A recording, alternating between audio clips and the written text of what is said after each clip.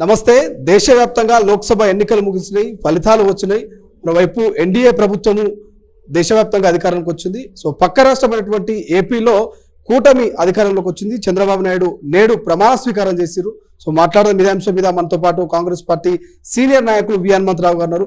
హనుమంతరావు గారు, కూటమికి సంబంధించి అధికారంలోకి వచ్చింది ఏపీలో, చంద్రబాబు నాయుడు ప్రమాణ స్వీకారం చేశారు. దానికి ఆహ్వానం అందలేదా? ఎందుకో పోనట్టున్నారు మీరు?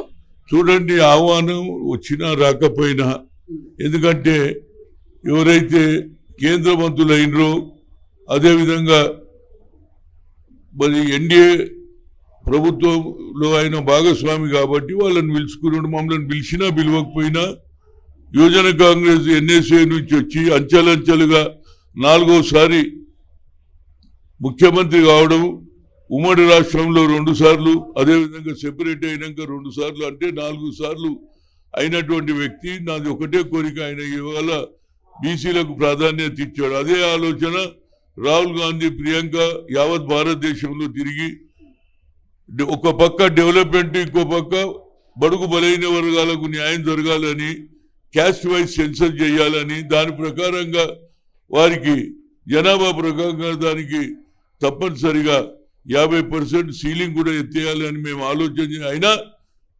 ఇప్పటి కూడా గతంలో ఎన్డీఏ ప్రభుత్వం ఉన్నప్పుడు హోమ్ మినిస్టర్గా రాజ్నాథ్ సింగ్ కులగన చేస్తా అన్నాడు, ఇంతవరకు చేయలే. అదేవిధంగా నితీష్ కుమార్ ఎన్డీఏ భాగస్వాములో ఉండి ఆయన కూడా కులగన చేస్తే 67% వచ్చింది ఏది బీసీలో. కనుక చంద్రబాబు నాయుడు కూడా దీంట్లో చొరవ తీసుకోవాలి తప్పనిసరిగా. మాకు చాలా రోజులు, ఎందుకంటే ఆయన క్యాబినెట్లో 8 మందిని తీసుకున్నాడు కాబట్టి ఫ్యూచర్లో కూడా అన్ని రాష్ట్రాలలో కులగన జరగాలి. మా జనాభా ప్రాతిపదికగా మాకు బడ్జెట్ ఉండాలి.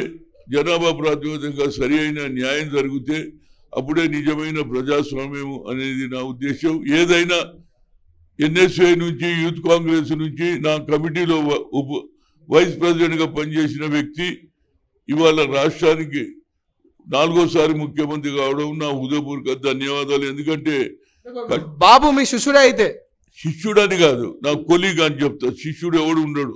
ఇవాళ రేపు శిష్యులు అంటే శిష్యులే మోసం చేస్తుడు కాబట్టి శిష్యుడు అని చెప్ప. నేను నా కొలీగు కష్టపడ్డాడు, ఎన్నో అవమానాలు పడ్డాడు.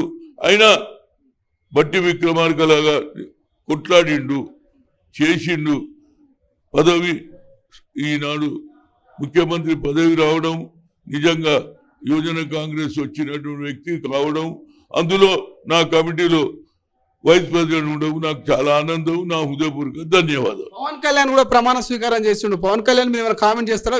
పవన్ కళ్యాణ్ కూడా చాలా కష్టపడ్డాడు, గతంలో కూడా నిలబడ్డాడు. కానీ రాజకీయాలలో కొన్ని పొరపాట్లు జరుగుతాయి, దాన్ని అధిగమించి ఆయన, ఈయన చంద్రబాబు నాయుడు ఇద్దరు జోడిగా బాగా తిరిగి రాష్ట్రంలో ఇద్దరు కలిసి ఈనాడు పవర్ రావడం అంటే అందులో పవన్ కళ్యాణ్ ఉన్నటువంటి క్రేజీ అనుకో, ఆయన కాపు సమాజం అనుకో, ఇవన్నీ కూడా పనికొచ్చినాయి.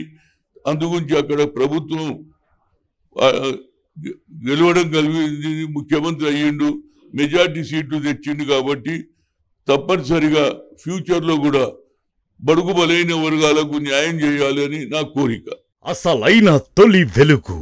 ఫాలో వాట్సాప్ @తొలి వెలుగు official.